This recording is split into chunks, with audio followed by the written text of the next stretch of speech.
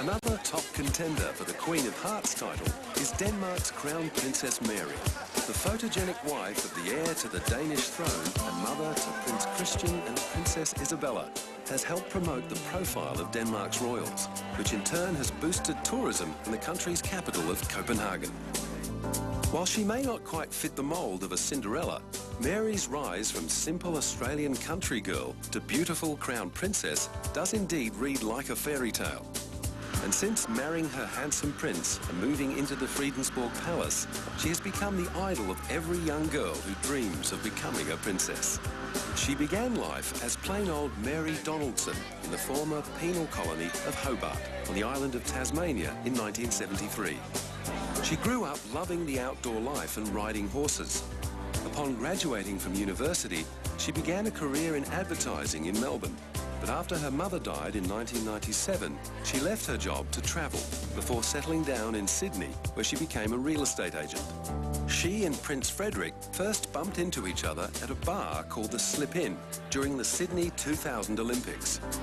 Out socialising with separate groups of friends, they got talking, and without knowing exactly who he was, Mary slipped him her phone number, and so began the romance. Their long-distance courtship continued secretly until Mary moved to Denmark in 2002 and began taking lessons in Danish language, history and etiquette. Finally, the Danish court announced that Frederick's mother, Queen Margrethe, intended to give her consent to the marriage, and in October 2003, they became officially engaged. Australia was overjoyed at the prospect of having its very own princess, and the people of Denmark warmed to her charm and beauty immediately. In fact, a poll found that 75% of Danes believed that she would make a good queen, and the couple looked truly in love. Mary's last evening as a commoner was marked with a grand gala that drew royal guests from around the world and helped prepare her for the onslaught of official engagements that awaited her as a princess. Braving a chilly Scandinavian wind, the star of the show was the radiant bride-to-be, elegantly dressed in a low-cut red gown. If she was nervous about the day to come, it didn't show as she smiled and waved to the crowds. That grace and composure carried her through the much-hyped wedding with the eyes of the world upon her.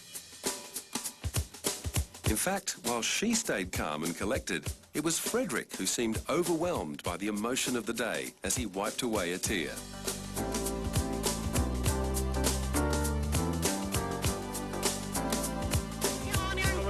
The sensitive prince was just as demonstrative as he excitedly greeted the media after the birth of the couple's son and heir in October 2005.